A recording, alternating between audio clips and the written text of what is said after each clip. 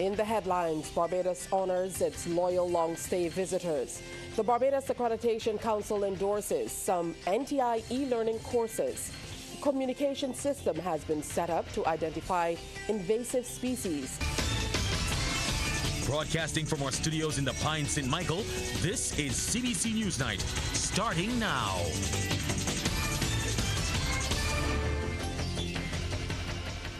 Welcome to you. Good evening. I'm Tisha Hines with the details at this time. Barbados could not be a world-class destination without the contribution of its long-stay visitors or the dedicated workers in the tourism sector. And those who continually visit were celebrated for their contribution to ensuring the island remains one of the world's leading destinations at Hayman's Market, St. Peter, at the Loyal Visitors Cocktail Reception. Rachel Agard was there.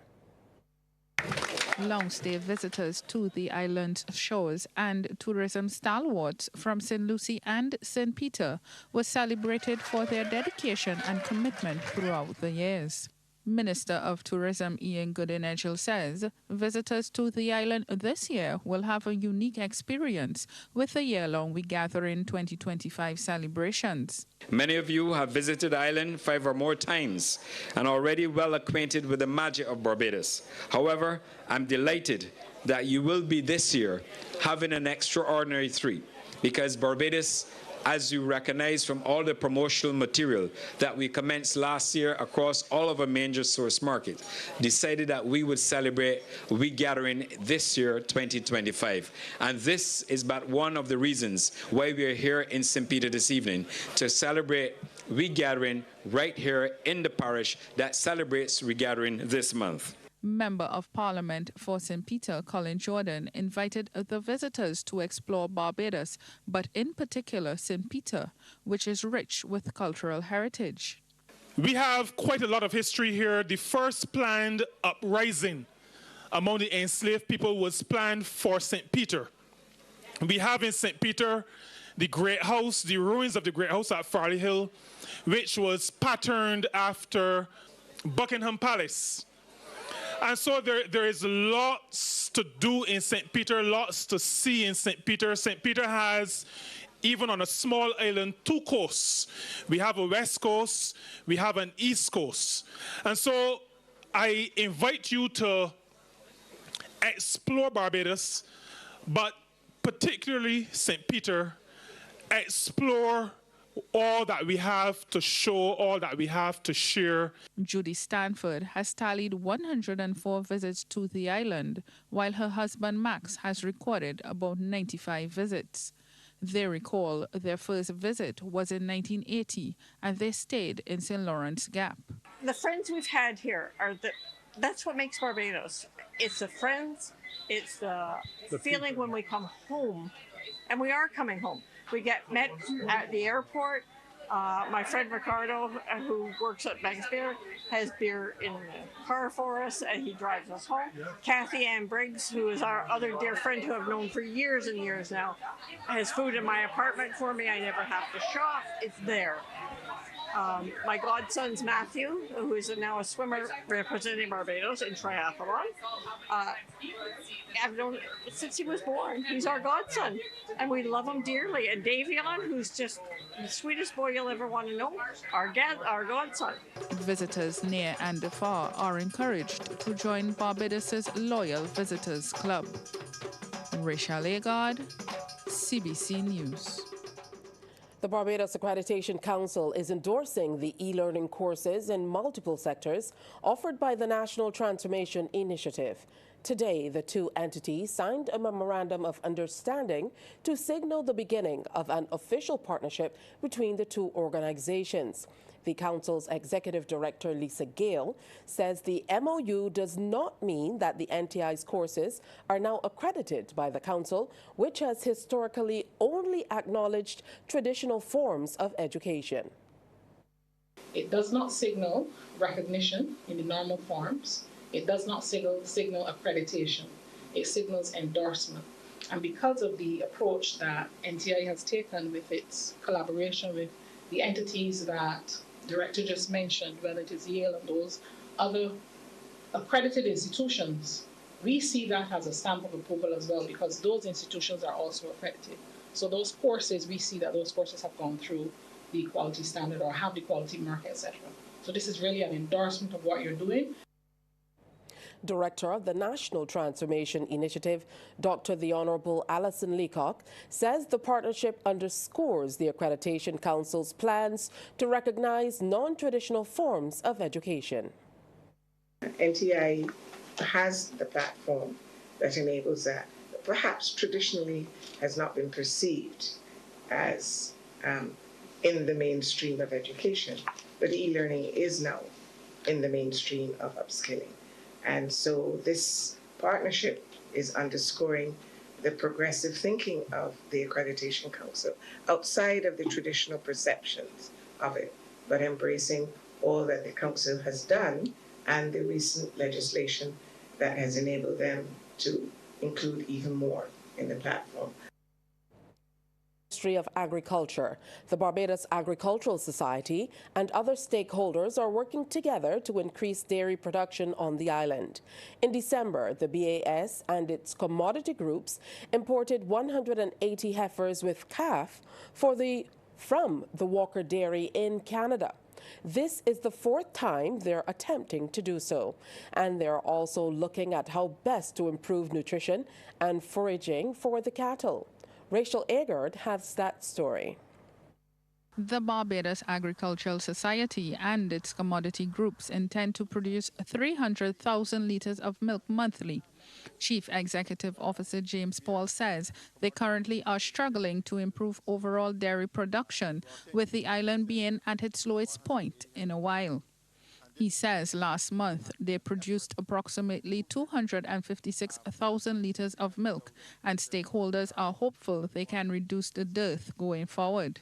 One of the things that we are doing it, of course, in collaboration with the Ministry of Agriculture, who have assisted in terms of providing the financing for it. And of course, the Minister has already indicated that one of the things that he wants to do is to increase dairy production from its current levels so that, of course, we can satisfy local demand. President of the Dairy and Beef Producers Association, Patrick Butcher, says the heifers were sourced from Canada at a price of $2.6 million, of which funding was provided by government. He says a number of players in that industry, local and overseas, have committed to assisting with improving the island's livestock. Their job isn't just to sell us cattle or livestock, but to also work with us to improve the nutrition and the livability of the animals, to improve profitability for dairy farmers going forward. So we're basically trying to put forward initiatives to improve nutrition going forward. And we are working with them on a number of initiatives to bring this further into fruition.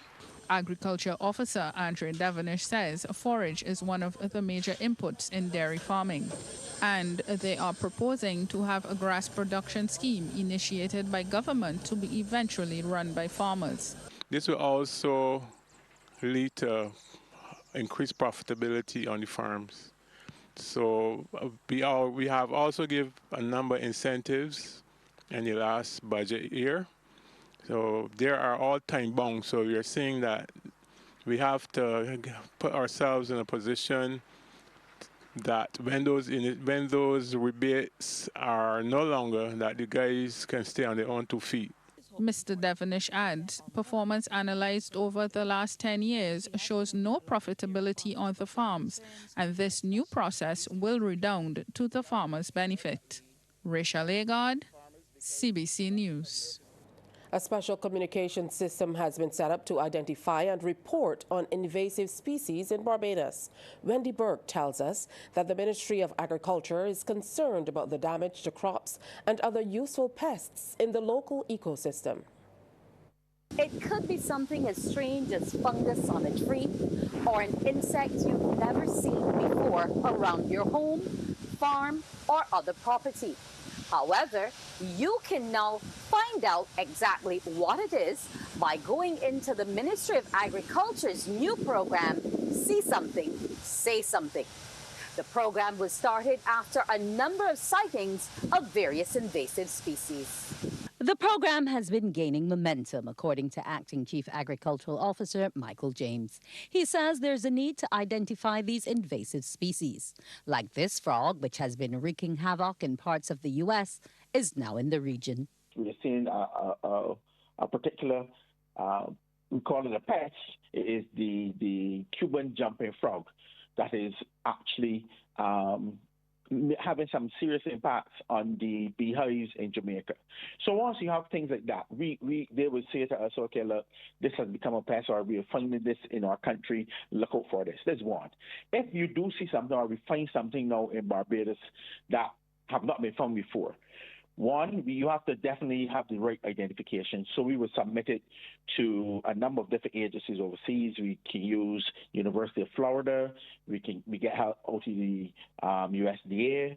We get help through CABI, which are all international agencies. And we also use our corresponding agencies here, like FAO or ICA, to help us to identify what the pest is. Of concern with these invasive species is what they're actually doing to local crop production. Farmers whose okras have been destroyed, people who have found fungus in their soils, they're all concerned because agriculture is their livelihood. Mr. James says all of them may not be crop pests, but may still have an impact on the agriculture sector. It might affect, let's say, your sheep or goats or whatever. So agricultural quarantine is important because it gives us an idea, or it aids us in preventing these type of organisms from entering the country. And you have to be we have to continue making this effort and letting people know that free trade doesn't mean you can bring anything or take anything out of the country. He adds we need to be responsible to the country and prevent the spread of foreign species. So the next time you see something which you might think a little odd, awkward, or even amusing, don't take it for granted. It could be the difference between local food production and local food destruction. Wendy Burke, CBC News.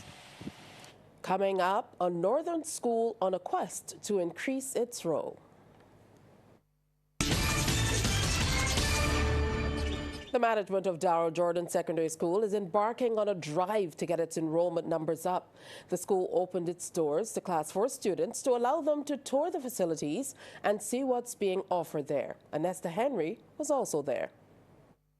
An active cadet unit, an internationally recognized steel orchestra, and a sweep of vocational programs are some of the reasons students should pursue their secondary education at the Daryll Jordan Secondary School.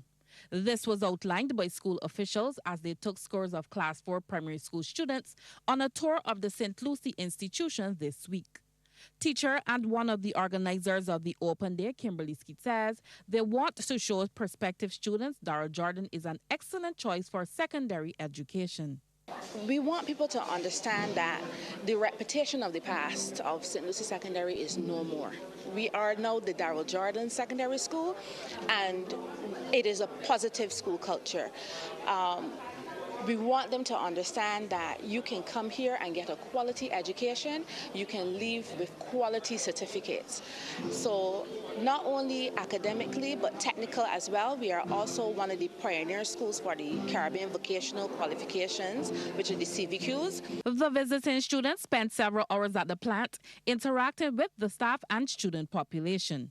Ms. Skeet says the students from 8 schools and their teachers responded well to the initiative. We would have invited, or our invitation was accepted by 8 schools. They would have had 5 students from each school. I would say that the reception has been very good. We had a panel discussion with several of our students from 1st to upper 5th, and they were able to give the children insight into what happens here, how they felt about coming to Daryll Jordan, and how they feel presently now. Students from other institutions have been transferring to Daryll Jordan to participate in its Second Chance program, which provides students with an opportunity to retake or pursue New Caribbean Examination Council certificates. Anesta Henry, CBC News. Retired educator Alwyn Adams suggests there must be a music education program in all schools across the island. He says younger children in particular have a contribution to make to the cultural landscape of the country. Mr. Adams says from infancy there should be facilities for children to express themselves in schools, with music studios being part of the school plans going forward. He was speaking as a guest on the Let's Talk About It radio program on Q100.7 FM. There are vibrant people ready and able to learn and to participate in the learning. So it is in the artistic expression that you should get in the primary schools and in the pre-primary and in the secondary schools and so on. That side of the human being is allowed to be expressed, so that it is not just intellectual. It is that aesthetic side that needs to be brought out. Now, while every 1 in 5 people in the world will be over age 65 by 2030, Barbados has to continue to make provisions for its elderly population. This reminder is coming from legal consultant to the Ministry of People Empowerment and Elder Affairs, Dr. Jacqueline Wiltshire, as she and other officials from the ministry mingled with the elders at Q in the Community, which is underway at the Wilde Gymnasium. She says the ministry's Elderly Affairs program sponsored the event. That is a really staggering statistic, and therefore we have to be making provisions for elder persons, and we know it comes with challenges, and we have to be, be a step ahead if we're going to make sure that our elder people in society live active and healthy lives and with dignity and fulfillment. Member of Parliament for St. Thomas and Elder Care Advisor Cynthia Ford says it is pleasing to see senior citizens out and about engaging in fun-filled activities. For me, it's a wonderful moment to see the young interacting with the seniors, to be able to help to stimulate them and let them know you're safe here and we are happy to be in your company. So I'm having a ball. And I'm all dressed in my colors for Bob Marley, who would have been 80 today. Even the news on BBC brought it this morning, and that blessed my heart. Still time to head over to Q. Island Fitness Centers partnering with the Ministry of Health in the fight against NCDs. Trainer Dave Waldron says non-communicable diseases are a national issue, and his organization is ready to assist. Trevor Thorpe reports. Saving Barbados in its ongoing battle against non-communicable diseases is the mandate of Island Fitness Center. This is according to owner Dave Waldron, who also tells us he hopes the interest generated at their location will help in the revitalization of Bridgetown. You're doing pretty well. A lot of the businesses in the area following on with the actual national initiative, pioneered by the Ministry of Health, they're coming on board and they're looking for solutions, to make their workforce healthier, more productive. They realize that NCDs, it is not an individual problem. This is a national problem. And we know that the best way to combat all of these issues is to get moving and to stay moving. The fitness official says their wellness packages are tailored to suit workers and Bridgetown businesses. We have a number of packages here for businesses in the community, actually any business. As we know, wellness is very, very important. So we're here to partner with you, to make sure that your workforce is as healthy as possible. So there are a number of wellness packages that we have. You can call in and we can meet with you. We can have a discussion with your particular company to tailor something specifically for you. Not every company is the same, but we do wellness packages and we do corporate challenges as well. Mr. Waldron says the facility has been designed to meet diverse tastes and the requirements of the market. Trevor Thorpe, CBC News. Sports is just ahead with Damien Best. Now for today's Scoop on Sports, it's Damien. Welcome. Yes, good evening to you, Tisha. Good evening to our viewers and listeners. Some cricket news first up. Captain Craig Brathwaite achieved a double century as Barbados Pride declared on 581 for 9 on day 2 against West Indies Academy in their ongoing day-night match in the regional 4-day championship. Resuming this afternoon at Kensington Oval on 143 not out. With the Pride on 354 for 3, Brathwaite reached 212 before the declaration was made. The skipper is not comprised of 19 fours. Nico Boucher scored 65, while yesterday Jonathan Drake struck 117 and Zachary McCaskey added 49. Johan Lane and Joshua Bishop took 4 wickets apiece.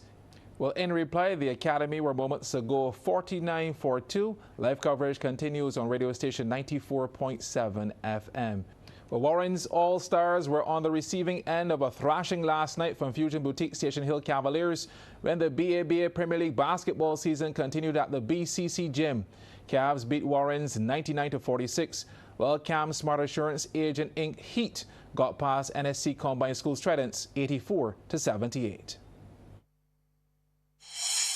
Who's ready for some basketball? Premier League at the BCC Gym. Combined Schools Tridents in the blue taking on the Heat. Nikolai Williams making his presence felt in the paint.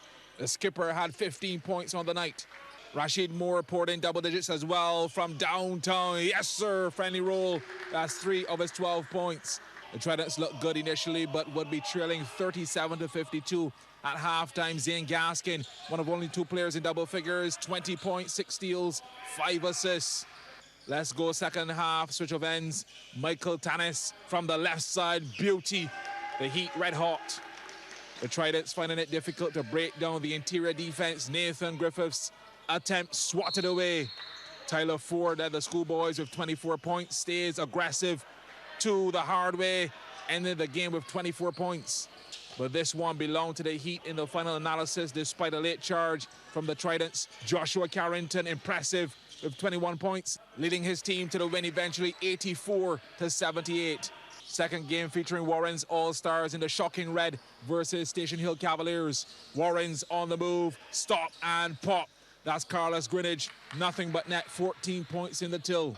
Cavaliers doing it the old-fashioned way. Zachary Cave, bucket, and the fall, part of his 19 points. Warrens found themselves in a hole at halftime, losing ground in the first quarter, 10-25. Cavs had their shooting shoes on. Cave again, lethal. Then eye-catching footwork along the baseline from Stefan Otley after the up fake for 2 more. Warrens needing stops on the defensive end and more of this. Mid-range J from Greenwich, nothing but net. However, the Cavaliers on another planet, up 45-25 at the break. Second half going the other way. Cave left alone, not advised. Deep 2, count it. Action-packed third quarter. Cavs opening up a massive 42-point lead. Steele and Devron Knight with the monster jam, finished with 17 points. It was all one-way traffic. Gavin Phillips getting the assist from Adriel Brathwaite. Teardrop 2, 15 points for him. The Cavs with ice running through their veins on the fast break. Cave on a Steph Curry vibe, stops. Sugar. But the main destroyer was this man, Brathwaite. Clear height advantage and making it count. Game high 21 points. The Cavaliers run rampant, collecting a big win over Warren's All-Stars. Listen to this, 99-45. And that is the first half in sports, Tisha. And come back, we've got more sports a bit later on. Well, we certainly look forward to that. Coming up next on CBC NewsNight, the business report.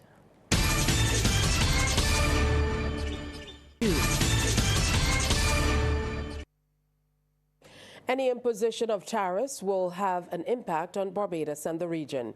The revelation came from Professor of Economics at the UWI Cayfield campus, Professor Winston Moore, in reaction to the recent announcement of the imposition of trade tariffs from U.S. President Donald Trump. The economist also said pulling out of U.S. aid by the United States is also a cause for concern. Trevor Thorpe reports. The university professor said it would begin with the imposition of tariffs on China. He said China is a key source of goods going through the U.S., and any imposition of tariffs will have a far-reaching effect on Barbados and the region. So we could see a uptick in terms of inflation. We also have seen the elimination of U.S. aid, and U.S. aid has been a key partner for the Caribbean in relation to a number of development projects, both in terms of education, health, and you name it, a number of different areas. And this has had a significant impact on Barbados and a number of Caribbean islands, where a number of these projects have had to come to a halt. And the projects which have been doing a really good job in terms of stimulating development in the region have no longer been able to continue their really good work. Professor Moore said tourism and housing projects will be impacted by the imposition of tariffs. This is going to have implications for ensuring tourism projects, also ensuring normal household properties as well, because as insurance rates go up, it's going to make it a lot more difficult for the typical consumer to afford these insurance rates. So it's going to have impact not only at the macro level, but also the micro level in the Caribbean. The university professor also drew attention to the effects the United States withdrawal from the World Health Organization will have and what it could mean to small island developing states. That organization has played a really good, significant role in terms of responding to COVID-19. And if there is a significant outbreak of another disease like COVID-19, that organization is going to be weakened in terms of its response. And as we all saw, the significant impact on small island developing states in the wake of COVID. So, as I said, the policies are going to be quite significant from an economic perspective, but there are even larger social and political and geopolitical issues that have to be considered as well. The newly installed American president has been announcing a cross-section of new measures since taking office. Trevor Thorpe, CBC News. Thanks, Trevor. The Barbados Dollar Funds, managed by Fortress Fund managers, registered declines in the final quarter of last year. The revelation was contained in the fund's fourth quarter report issued today. CEO and Chief Investment Officer Peter Arender says there were gains across the board. After hitting a high point in September of last year, the Fortress funds all pulled back a little bit in the fourth quarter. The Caribbean Growth Fund declined about 5%, finishing the year still up just over 1%. And the Caribbean High Interest Fund declined just over 1%, still finished up about 2.5% for the year. The big thing in Q4 was interest rates. The decline in rates now, especially in the U.S., does not look like it's going to be as fast or possibly as large as investors have been expecting in recent months. And a good part of that falls at the doorstep of the election that happened in November, and some of the America First policies now expected to be coming out of the U.S., impacting tariffs and impacting possible tax cuts, both of which might cause inflation to be higher than otherwise thought. The finance officials said pressures on currencies other than the U.S. dollar could offer tremendous opportunities. As we sit here now a little ways into 2025, results so far have been positive pretty much across the board, and we still think a global orientation is hugely important because a lot of the value in the world, at least to our way of looking at things now, is outside of the U.S. and in currencies other than the U.S. dollar. So if it's global, if it's good value, and even if you're looking in U.S. dollar bonds at 4 or 5 or even sometimes 6% yields, there's pretty good value out there in the world, and we're quite constructive on the year to come. Now let's take a look at how stocks traded locally and regionally today.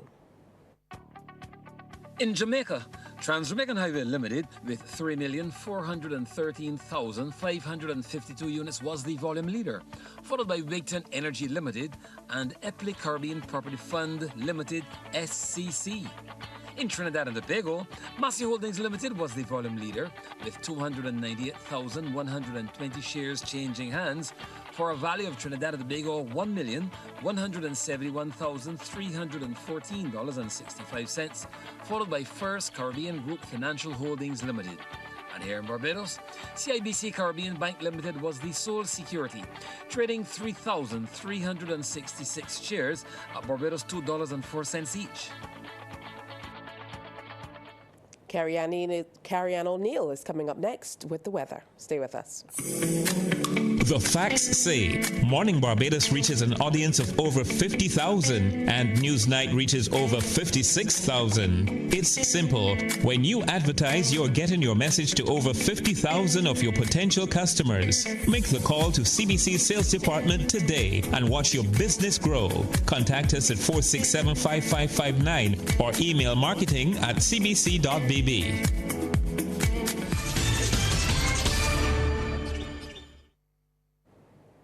With all the sports going on, I certainly hope you're coming with some great weather. Carrie Ann.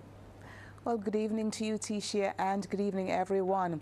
Well, Tisha, we have been experiencing very dry conditions. I guess that's good news for the athletes, as the ridge pattern was the dominant feature today. Meanwhile, those winds are peaking at 21 knots. Convergence, meanwhile, maintaining some scattered thunderstorms across the Guianas. The maximum temperature today was 30 degrees Celsius, the minimum 25 degrees. At present, the temperature stands at 26 degrees Celsius. The relative humidity 71%. Those winds are coming in from the east. We take a look now at some atmospheric conditions across the region, where the temperatures are ranging from 25 to 27 degrees Celsius. The humidity showing that moisture is building over in Antigua as well as Trinidad, elsewhere relatively dry. Now the winds, they're generally moderate across the region. We take a look now at our satellite feed, where the ridge pattern dominated for us here in Barbados. As a result, we had mostly sunny skies. Those winds are peaking at 21 knots for us. The seas, moderate in open water, with swells peaking at 2.5 meters. We are urging small craft operators as well as sea bathers to exercise caution. Later on tonight, the ridge pattern will dominate. We are expecting a mix of clear and cloudy skies, along with just a few light showers. Further south, convergence maintained scattered thunderstorms across the Guianas. And over now in the Western Caribbean, just a few brief showers prevailed across most of the islands. Well, that's our first look at the weather. After the break, we'll have the forecast. Welcome back. In the forecast for tomorrow, the sun is expected to rise at 6:23 and will set at 6:01. Now, the first high tide is expected at midnight, the first low at 14 minutes after 4 in the early morning. The seas are moderate in open water, with swells peaking at 2.5 meters. We are urging small craft operators as well as sea bathers to exercise caution. Now those winds, they're coming in from the east and they're peaking at 35 kilometers per hour. For us here in Barbados tonight, the ridge pattern will continue to dominate. We are expecting a mix of clear and cloudy skies, along with just a few brief light showers. And over the next 3 days, fair to partly cloudy skies, along with just a few passing showers, can be expected.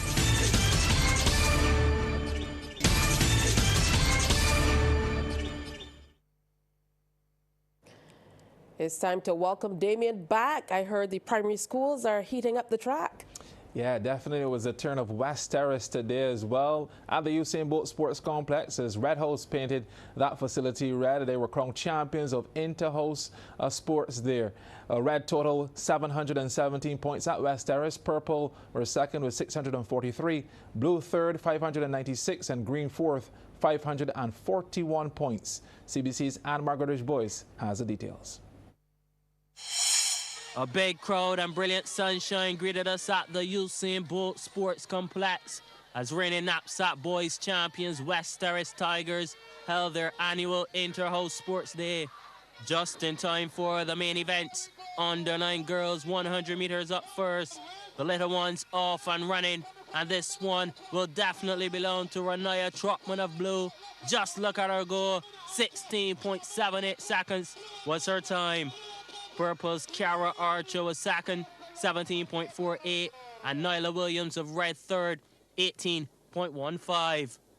At this stage, the atmosphere had reached fever pitch, and this was the reason. Under 9 boys with 50 meters to go, and on the inside is the blue master in the form of Roger Allen, and there was no stopping him. 16.09 seconds to win ahead of Zarbroom Webster of purple, 16.49, and Blues Jacoby Morris, 17.73. Move up to the under-13 girls, the best 8 at West Terrace, but there will be only one champion in green, looking mean. That Zara Shea Alexander, a stroll in the park to win in 14.12 seconds. Joy Simmons of purple was second, 14.99, and Blues Aria Agar third, 15.41. Prime time now, under 13 boys. Who is the fastest at the school? We're about to find out. And from the gun, it was red hot, like a boiling pot. Barbados take notice. The field is dismissed. No need for the headmaster or even the prefects, because Alex Jones Eiffel of Red House has punished the class. This is sensational. 13.14 seconds for victory. His housemate Amir Watts was second, 14.65, and Ryan Martindale of purple third, 15.41. Quickly to the 200 meters, coming around the bend, even at this stage, but skip ahead to the final few meters, where Rosalie O'Neill was cooking and served up the winning meal. 30.60 seconds to digest the win for Blue House. Imara Moore of Green was second, 32.28, and Red Zamaya Prescott Downs third, 33.30. Time to bring the curtain down. Under 11 boys, 200 meter. We pick them up coming off the curve, and you can check your watch or your clock because it's Miller time. Cairo Miller, a crowning moment of 30.41 seconds. He is the champion. Fakiri Holder of Red was second, 31.93, and Blues Caleb Haynes third, 33.08. That's all, folks. The Tigers now warmed up and hunting more knapsack glory in 2025. And more Goodrich boys. CBC Sports. Yeah, thanks, Anmar. Well, around 132 athletes will be the first cohorts of the newly formed National Junior Training Squad established by the Athletics Association of Barbados. In an exclusive interview with CBC Sports, President of the AAB, Noel Lynch, said a meeting with athletes, their parents, and those involved in the program will be held at the iconic Kensington Oval this Saturday at 10 a.m.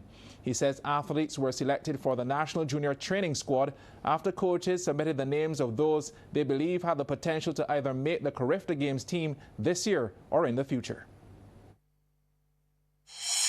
We're going to try to keep these athletes together as part of a national squad going on 2025, 26, 27, maybe 3-4 years at a time, every Olympic cycle. The object of this is that obviously if you show potential at a young age and you perform well at a young age, that it can board you well as you go on into the senior ranks. That is into, if you go off to college, most people get scholarships, the good ones, and then even into the professional ranks, even in the Olympics, etc. We want to engender the concept of being a part of a team, first and foremost. Second, we want to expose them to the best aspects of psychological training, goal setting, issues related to nutrition, aspects related to recovery, physical training, physical preparation, massage, all of these things. And we bring experts in the area to speak to them and their parents about how best we can do this and their coaches. Mr. Lynch says the training squad will be eventually based at the soon-to-be-completed 400-meter track at the Garfield Sober Sports Complex in Wildy. We were of the belief that we would have had the track at Wildy already by the end of January. The National Sports Council had to put it back. They had their own difficulties. We were thinking of it maybe the end of March. We now understand that the track is going to be laid and be ready by May. So the Wildy track will become the home base for athletics period of athletic competition, but that's going to be the home of this National Junior Training Squad. But when we do put together training squads and whatever, the only synthetic track that we do have in Barbados is the Usain Bolt facility. We're going to be speaking with we've already spoken with the university about using their facility as a training base for these athletes. Well, that's it for Sports for tonight. Tisha, it's over to you. Well, thank you so much, Damien. We'll return after the break. Thanks for spending the time with us. We'll see you tomorrow, same time, same place. Have a great evening.